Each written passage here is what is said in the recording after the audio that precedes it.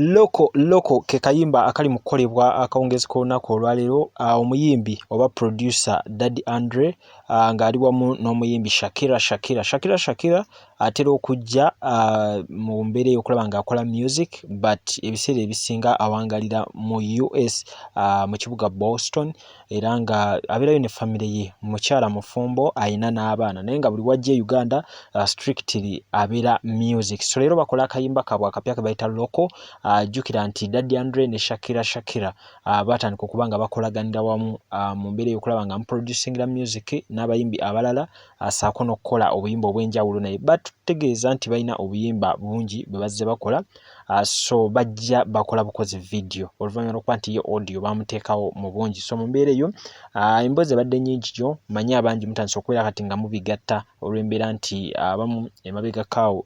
Nina Rose ne Andre bali baawukanye embeera yonna bagiteeka ku Shakira nti lyensonga lwaki Andre apparently ebintu bya Nina Rose tabikwasaganya bulungi. Nina Rose yavaayo ku birthday ye n'abategeeza nti ye ne Andre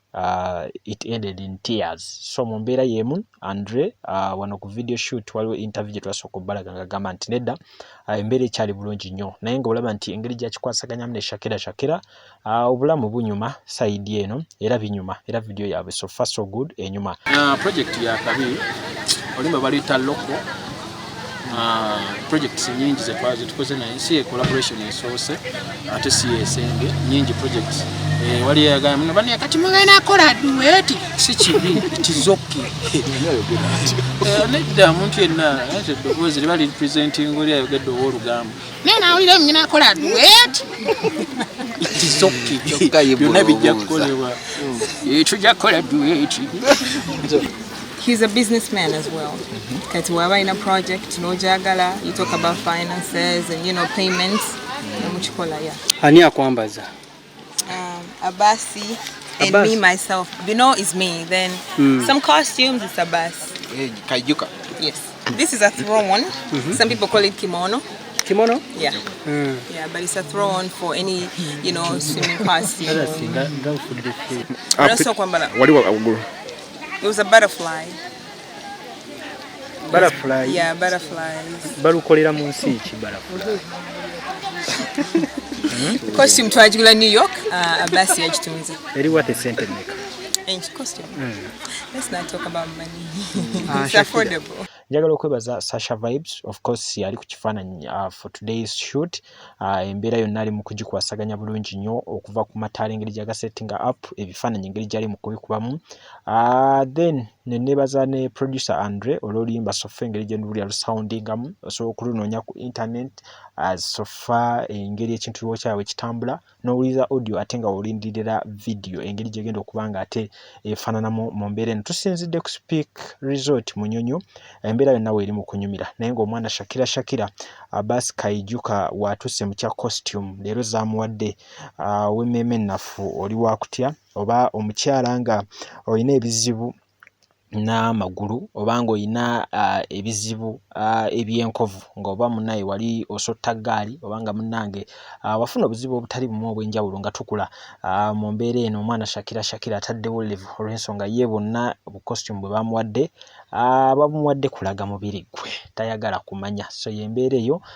sofa weekyatambula naye nga team Black Market bonna we bali manager Cedric waali n'abayimbi abalala bali mu Black Market nga emijja mbalaba okuli Rabadaba yasayiningibwa kusimanyi obisaawe n'akyali mu kampu eno omuyimbi Bruno K Miranga Myereere simanyi oba naye still ensonga akyasalawo okuba nga azikwasaganya after byonna bye bayitamu ebya music we naani namwinako right but omulamba gwonna tugutadde ku luyimba luno okulaba engeri gye lunaavaayo naye nga gwatulaba nyongera okugamba nti nyumirwa ebifaananyi bino engeri gye bitambulamu engeri oluyimba luno gye balusetinzeemu location gye babudde Speak Resort Munyonyo director mbagambye Sasha Vibes abayimbi ye Daddy Andre ne Shakira kwegamba embeera yonna wetwe tugigattagatta nga wojja obiraba byonna naye nga ensonga bwe ziti zibatuukako olw'ensonga ntuula ne ba sponsors baffe ab'enjawulo kwe kuli Sozo Properties ono ng'agula ebintu ebintu ebikozeko ebyomu nyumba restaurants gym saloon properties ng'amayumba n'amataka nga bikyali mu mbeera nnungi asangibwa Kireka Kamuli Road n'ennamba z'essimu weeziri wansi awo Kasamitala Cargo and Logistic Company ono yena akugamba nti jangu mukole business akusaabaliza ebintu okubijja e China abireete mu Uganda oba okubijja mu Uganda abitwale China mu nnaku 3-4 weddu kwegamba asangibwa ku Total ekizimbe kiriraanye Jesco mu kibuga wakati oba ku nnamba z'essimu eye China n'eye Uganda nga wozaba wansi awo Ziwa and Sons bo bakusupplyingire ebikozesebwa mu kisenge eby'omulembe oleme kusula mu buliri bwesittaza obuliri ng'amasuuka mabi blanketi nga tetegerekeka mosquito net toyina kwegamba oyina abaziwa and Sons babere nga bakwasa mu nsonga ezifaanako eso basangibwa ku Mukwana Arcade ennamba z'essimu weeziri wansi awo Kato Akula Construction ate bo ne bagamba nti katukolere plan y'ennyumba eya buli kika kye wali yagadde ku levels zonna ey'omutindo ate bakutereko ne biodigester oba septic tanker kiyite kyonna kiwali kiyise kabuyonjo eyo eriko tetwala space atewunya ya ssente ntono nnyo tenuunwamu ya buwangaazi so bano basangibwa na Lukolongo ate era n'ennamba z'essimu bazina wansi awo eza office osobola okubeera nga ate obafunira omukyala Mariam Massa mukyala muyimbi mukyala muzadde ensonga z'abaana azitegeera nnyo ku YouTube Mariam for Children Facebook Mariam Music tugenda maaso ne behind the scene oba video making y'omuyimbi Daddy Andre nga teams up ne Shakira limba balita loko nze lujja ene Captain Music video egenda fuluma weva wana bagenda editing Sasha agenda gisalasala agiteekeyo tulu promoting tukikube kyogamba oba goyagala okuzza ku Nina banayi nze banayi nayagala buli omu anti munego olimpiso teyesigamu munayi mubandeetere munayi ntunge engoye zammwe emba ndi mpiso mubaleete ntunge engoye zammwe neera munene yona n'oba omwagadde si mukyala mulekaawo munayi nabagambye ddamu ntya nnyo nkimanyi nkola bingi nnyo naye ate sirina ate kwagala buli kirungi ekijjayo nammwe ebisigadde mu bitwale kati ebyasigalira mu bitwale nammwe mulyeko ku ebyo nange nakoowa nammwe mulyeko ebyo nammwe mutwaleko ku ebyo ebisigadde ebyaba Shakira mulaba mukoleganidde ebbanga ki namutegerera ku Masere era weri babanga pamvu ndoza ebbanga egwanvu kitandikira ku lunaku lumu kasita lwita wezifuuka ennaku 2 ennaku ziba kabanga kawanvu tuddeera mu unity minutes seconds bikibikyera nazo era naye kabange era kakafuse ya buli lwimbo lwa lufulumye of course lwa lubera out lwa lukirizibwa ne bwenkola naawe oluyimba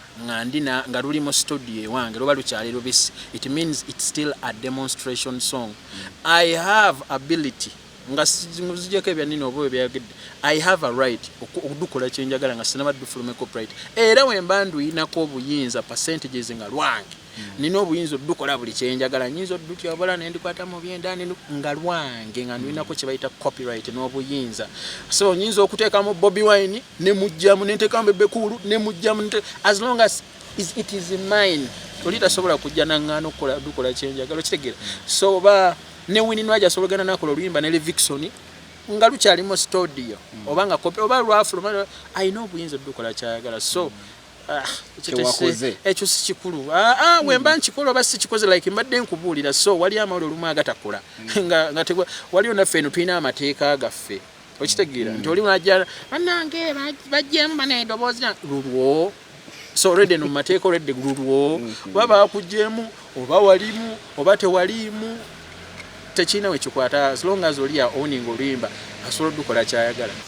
I think zine nyimba zali zakolebwa dda so just tuli kuzi shooting am shootings Shakira twakola ne nyimba nyingi era tuddamu just ku shooting az videos tuliokola but projects zali nyingi munnange so muyimbi munnange cause nabayimbi bangi bempereza collab